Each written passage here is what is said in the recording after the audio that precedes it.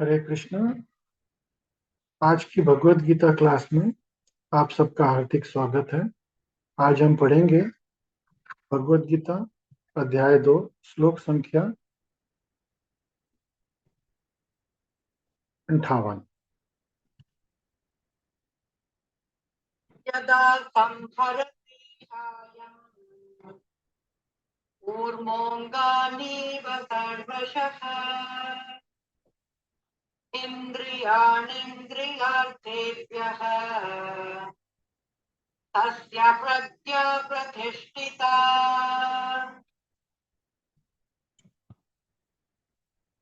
अनुवाद।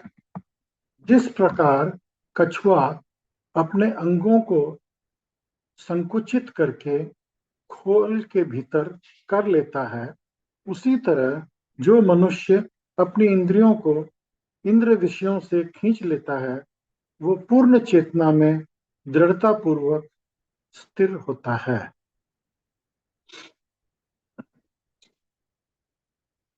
तो यहाँ पे भगवान बता रहे हैं अर्जुन को कि हमको अपनी इंद्रियों को कैसे वश में करना है।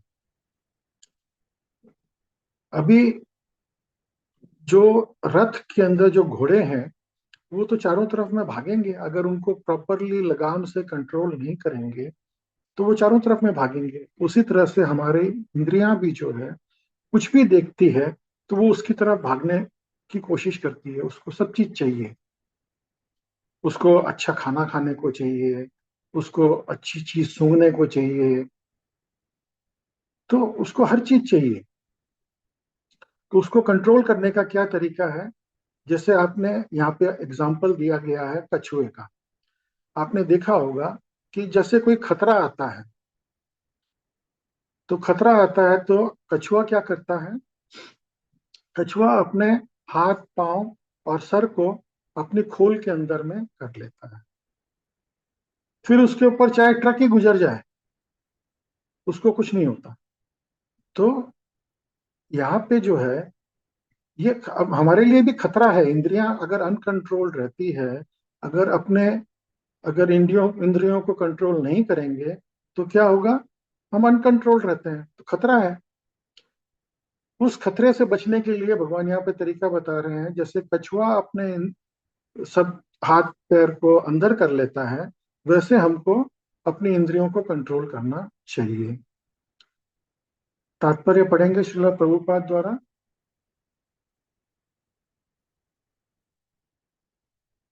किसी योगी भक्त या आत्मसिद्धि भक्त की कसौटी यह है कि वह अपनी योजनाओं के अनुसार इंद्रियों को वश में कर सके, किंतु अधिकांश व्यक्ति अपनी इंद्रियों के दास बने रहते हैं और इंद्रियों के ही कहने पर चलते हैं। यह है उत्तर इस प्रश्न का, योगी किस प्रकार स्थित होता है। तो अर्जुन ने पूछा था कि एक योगी किस तरह से स्थिर होता है। तो इसका तरीका यही है कि अपनी इंद्रियों को कंट्रोल करना है।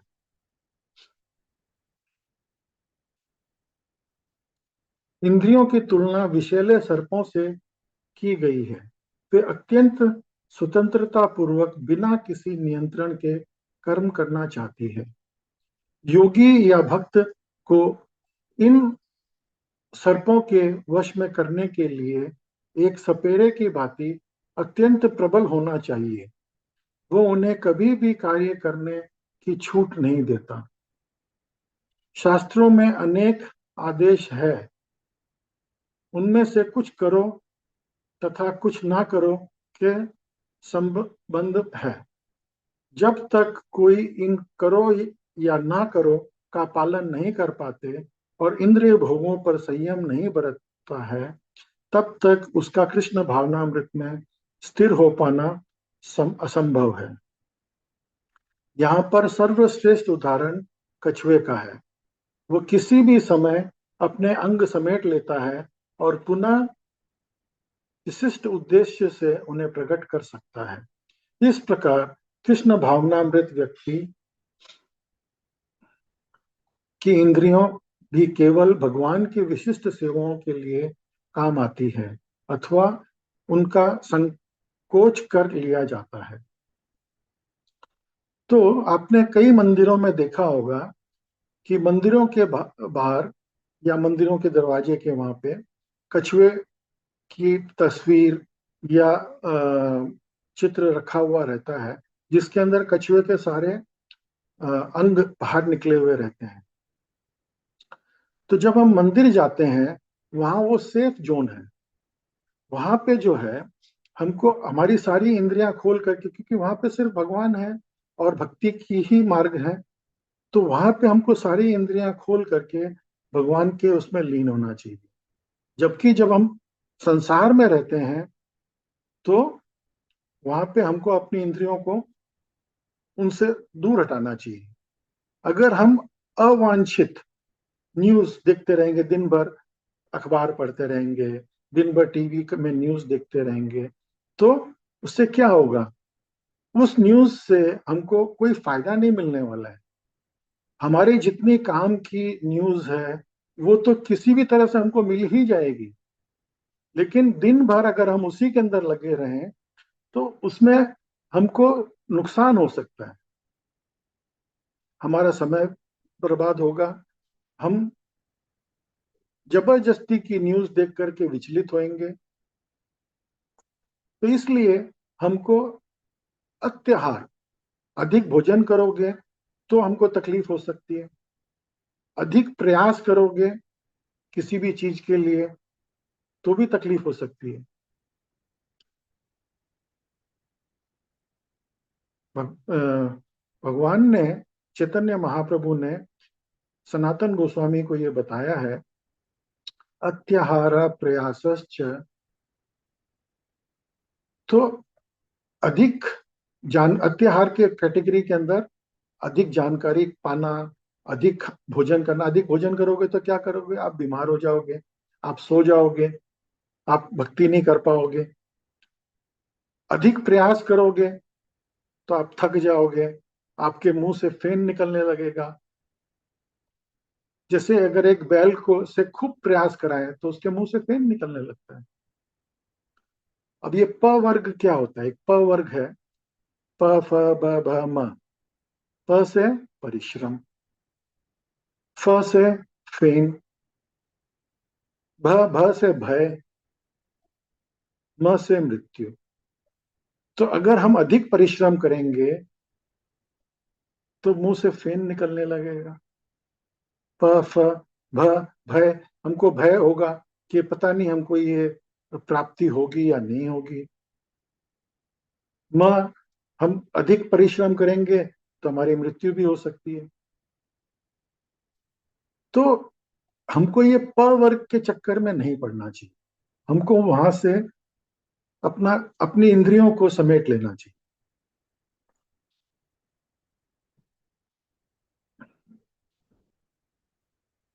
जब तक, तो यहाँ पे हमने पहले भी जैसे बताया कि किसी बच्चे को हम बोलते हैं कि ये मत करो, ये मत करो, ये मत करो। इससे बेटर तरीका क्या है कि हम उसको बोलें कि ये करो, ये करो, ये करो। क्योंकि उसी तरह से इंद्रियां जो है, वो कुछ ना कुछ तो करना चाहेगी। ऐसा नहीं है कि शांत बैठ सकती। जैसे एक बच्चा शांत नहीं बैठ सकता, हम उसको नेगेटिव वे में बोलेंगे ये मत करो, ये मत करो, ये मत करो, तो वो शांत नहीं बैठ सकता है।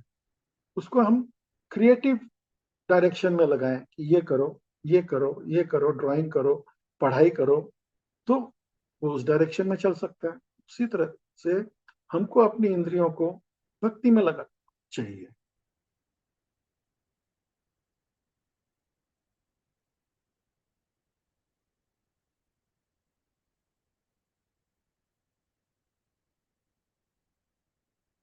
इंद्रियों को आत्मतुष्टि में न करके भगवान की सेवा में लगाएं।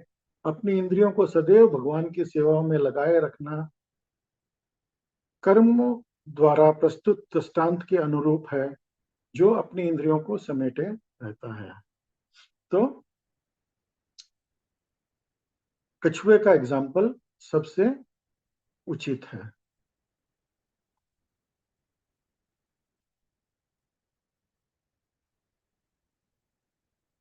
अगला श्लोक पढ़ेंगे।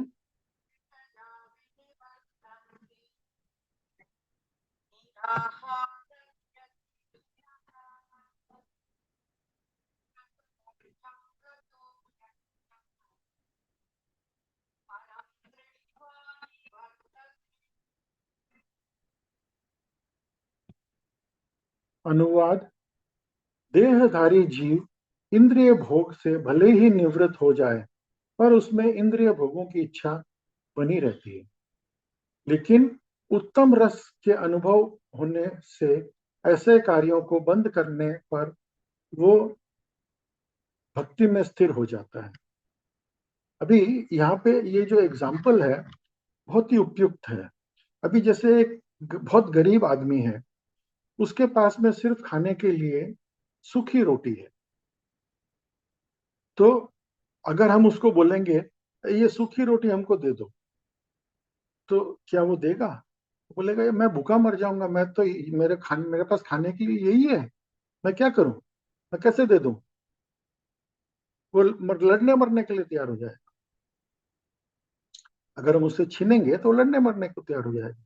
लेकिन अगर हम उसको हलवा पूड़ी एक प्लेट में डाल करके दें और बोले भाई ये हलवा पूड़ी तुम खा लो, ये सूखी रोटी हमको दे दो, वो बड़ी राजी खुशी दे देगा। बोला अरे वाह, ये सूखी रोटी तुम ले लो, मेरे को दे दो हलवा पूड़ी।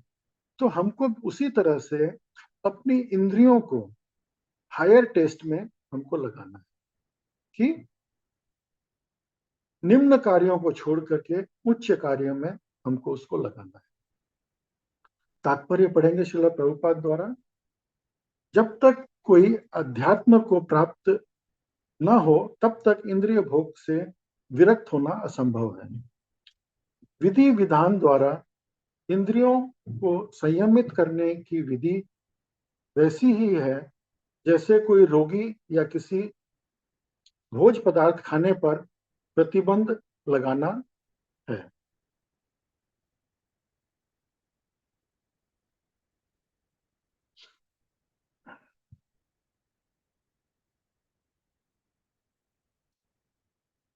किंतु इससे रोगी की न तो भोजन के प्रति रुचि समाप्त होती है और न ही ऐसा प्रतिबंध लगाया जाना चाहता है।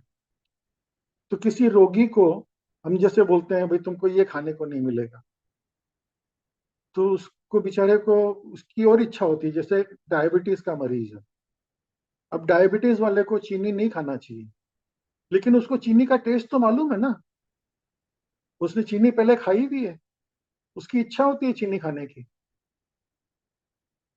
तो उसको हम सब्स्टिट्यूट करना पड़ेगा कि भाई तुम चीनी नहीं, ये शुगर फ्री ले लो, या ये आर्टिफिशियल जो नेचुरल स्वीटनर है जैसे खजूर है, शहद है, ये ले लो।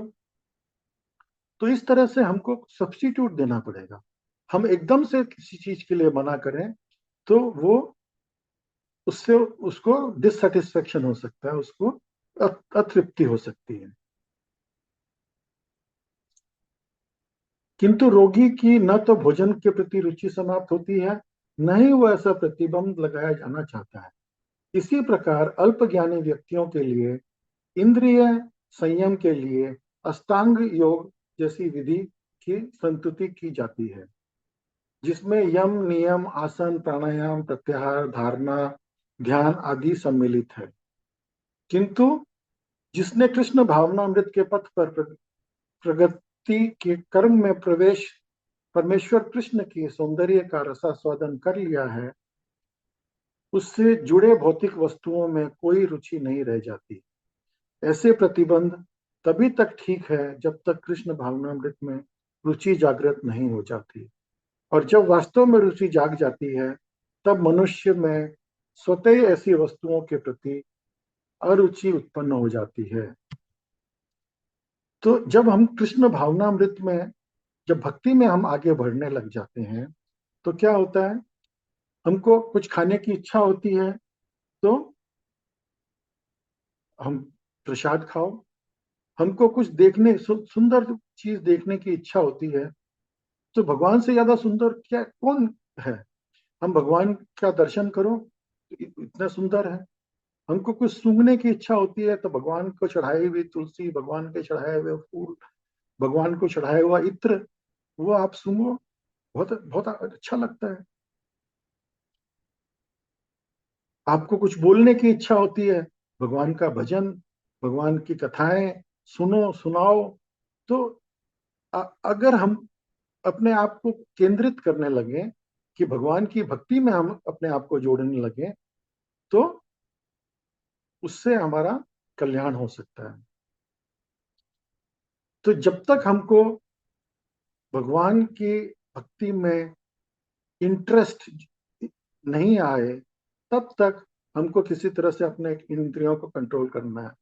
एक बार हमको भगवान की भक्ति में आनंद आने लग जाए तो स्वतः ही आपका ये दूसरा स्वभाव की तरह बन जाएगा कि हमको वो बेकार की चीजों में मन ही नहीं लगेगा। अब जैसे हमारे एक आचार्य हुए हैं, यमुना आचार्य, तो वो उन्होंने कहा है कि मेरे को सुंदर स्त्रियों के संग में संगम करने में आ, मेरा होठ जो है वो थूकने का मन करता है कि ये क्या, ये फालतू चीजें हैं। क्योंकि भगवान से अगर हम जब जुड़ जाते हैं तो हमको बाकी सब चीजों से हमारा इंटरेस्ट हट जाता है। हमको हर चीज में जो चीज भक्ति से जोड़ सकते हैं वही कार्यक्रम करने में हमको आनंद आता है।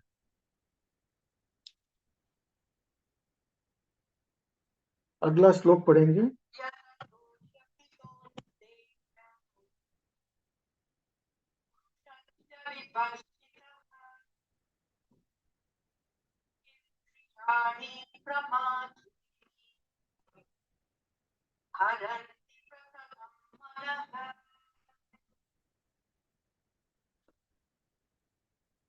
अनुवाद।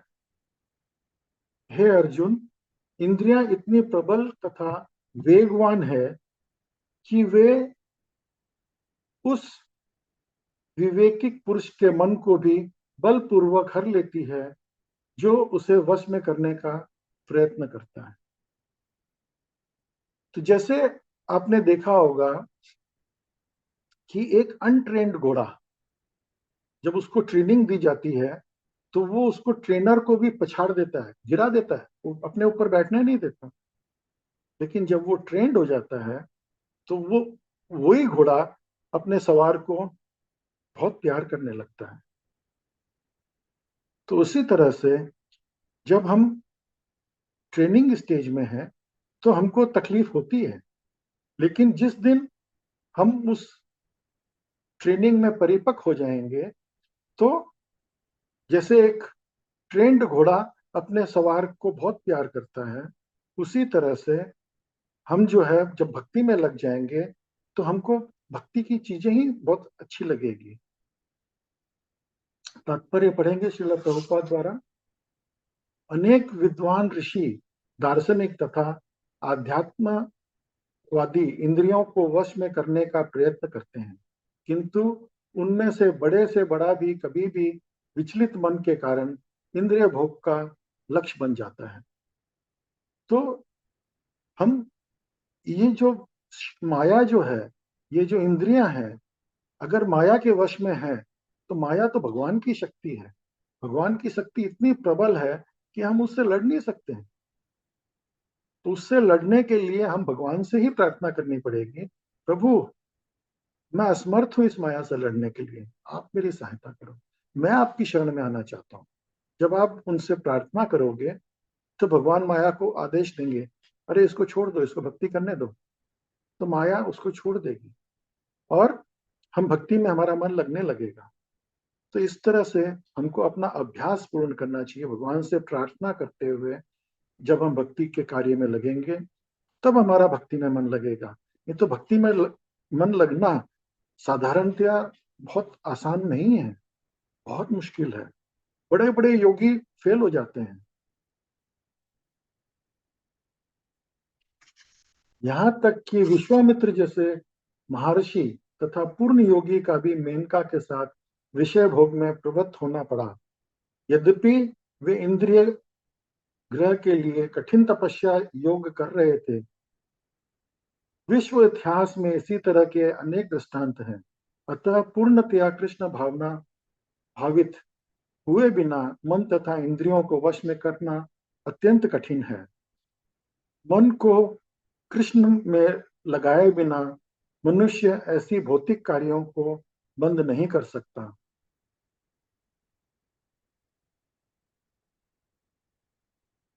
परम साधु तथा भक्त यमुनाचार्य ने एक व्यवहारिक उदाहरण प्रस्तुत किया है। वे कहते हैं, जब भी मेरा मन भगवान कृष्ण की चरणारविंद के सेवा में लग गया है और जब से मैं नित्य व दिव्य रस का अनुभव करता हूँ, तब से स्त्री प्रसंग का विचार आते ही मेरा मन उधर से फिर जाता है और मैं ऐसे विचार पर थू थू करता हूँ। आगे पढ़ेंगे। कृष्ण भावनामृत इतनी दिव्य सुंदर वस्तु है कि इसके प्रभाव से भौतिक भोग स्वतः ही नीरस हो जाते हैं। यह वैसा ही है जैसा कि कोई भूखा मनुष्य प्रचुर मात्रा में पुष्टिदायक भोजन करके भूख मिटा ले। महाराज अम्बरीश भी परम योगी दुर्वासा मुनि पर इसलिए विजय पा सके क्योंकि उनका मन निरंतर कृष्ण भावनामृत में लगा रहता था। कोई आदमी अगर पेट भर के खाना खा ले, फिर उसके सामने 56 भोग भी आप रखो, वो बोला नहीं नहीं पेट भरा हुआ अभी मैं नहीं खा सकता हूँ। तो अगर हम पेट भर करके अगर हम भक्ति कर लें, अगर मन भगवान में लग जाए, फिर उसके बाद में इधर उधर मन नहीं भटकता है। अभी दुर्वासा ऋषि की कथा यहाँ पे आ रही है। तो दुर्वासा ऋषि वो एकादशी कर रहे थे और उधर से एक अम्बरीश महाराज एकादशी कर रहे थे। उधर से दुर्वासा मुनि आए तो उन्होंने बोला कि राजन मैं आपके यहाँ पे आतिथ्य ग्रहण करूंगा। राजा बोले बहुत अच्छी बात है, बड़ा सौभाग्य की बात है, आइए। तो वो बोले अच्छा मैं स्नान करके आता हूँ, आप भोजन की तैयारी करिए।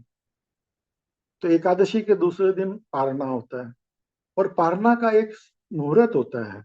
उस मुहूर्त के अंदर अगर आप भोजन नहीं करो या व्रत को नहीं खोलो तो आपको एकादशी का फल नहीं मिलता। तो वो उस दिन पर्टिकुलरली पारना का समय जो है बहुत छोटा था, मुश्किल से 1 घड़ी का था। तो यहाँ पे दुर्वासा मुनि स्नान करने चले गए तो वो आए ही नहीं, बहुत टाइम लगा दिया। अब वो जो राजा के सलाहकार ब्राह्मण गुरु वगैरह जो थे, उन्होंने बोला बोला राजन आपने निर्जल व्रत किया है, आप व्रत को खोलना चाहिए, नहीं तो आपको उसका व्रत का फल नहीं मिलेगा। तो अम्बरीश महाराज ने बोला लेकिन आतिथ्य धर्म के हिसाब से तो मुझे उनका वेट करना पड़ेगा, मैं व्रत नहीं करूं। तो बोला आपकी एकादशी टूट जाएगी। तो निर्जल जो आदमी एकादशी व्रत करता है, वो अगर जल भी ग्रहण कर ले और तुलसी दल भी ग्रहण कर ले तो उसका व्रत खुला हुआ माना जाता है। तो इस तुलसी दल और जल से जो व्रत खुलता है, उसने खाया भी है और नहीं भी खाया है, मतलब उसका आतिथ्य धर्म भी बच गया और उसका व्रत भी खुल गया। तो उन लोगों ने उनको ऐसा उपदेश दिया, ऐसा सलाह दी कि आप जो है तुलसी और चरणामृत आप ग्रहण कर लीजिए। तो राजा ने चरणामृत ग्रहण कर लिया। इतने में दुर्वासा ऋषि आए तो बड़े क्रोधित हो गए, बोले अरे तुमने ये कैसे कर लिया, मेरे मेरे को आतिथ्य के लिए आपने निमंत्रण दे करके आपने भोजन कैसे कर लिया मेरे बगैर। राजा ने बोला ऋषिवर मैंने तो सिर्फ तुलसी दल और चरणामृत लिया है क्योंकि मैंने निर्जल व्रत किया था, ये गुरु और ब्राह्मणों की आज्ञा से उन्होंने बोला ले। तो दुर्वासा ऋषि बड़े बड़े नाराज हुए। उन्होंने अपने सर के बाल तोड़ करके ऐसे जमीन पे पटका तो उससे एक कृत्या प्रकट हुई और उन्होंने कृत्या को आज्ञा दी कि जाओ राजा को मार डालो। लेकिन अम्बरीश महाराज जो है वो तो नवदा 9 तरह की भक्तियां होती है। वो 9 की 9 भक्ति में प्रवीण थे और भगवान की भक्ति में ऐसे लीन थे कि भगवान जो है उन्होंने अपने सुदर्शन चक्र को आदेश दे रखा था कि आप जो है राजा की रक्षा करो, कोई भी राजा को हार्म करे आप उसका वध कर दो। तो सुदर्शन चक्र ने पहले तो कृत्या को मारा और फिर जो है वो दुर्वासा ऋषि के पीछे पड़ गए। अब दुर्वासा ऋषि पूरे ब्रह्मांड में ब्रह्मा जी के पास चले गए, शिव जी के पास चले गए। उन्होंने बोला हम नहीं बचा सकते। तो विष्णु जी के पास गए, बोले आपका सुदर्शन चक्र आप बचाओ। बोला नहीं, मैं भी नहीं बचा सकता, तुमने अपराध किया है अम्बरीश महाराज का, तुमको अम्बरीश महाराज के पास जाना पड़ेगा, वही तुमको क्षमा कर सकते हैं।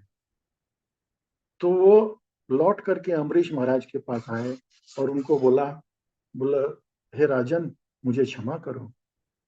अम्बरीश महाराज ने बोला क्या चीज की क्षमा, मैंने तो आपका कोई अपराध ही नहीं लिया है, आपने मुझे दंड दिया, मेरे को स्वीकार है। तो भक्त जो है वो इतना नम्र होता है कि वो किसी चीज का संज्ञान नहीं लेता है, दूसरे के अपराध का कोई संज्ञान नहीं लेता है। तो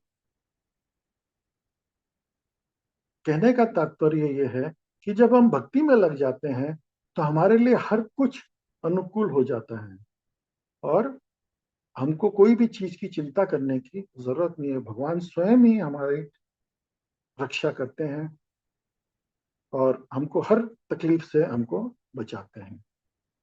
तो इस तरह से आज की क्लास में आप लोग सम्मिलित हुए, उसके लिए बहुत बहुत धन्यवाद। हरे कृष्णा।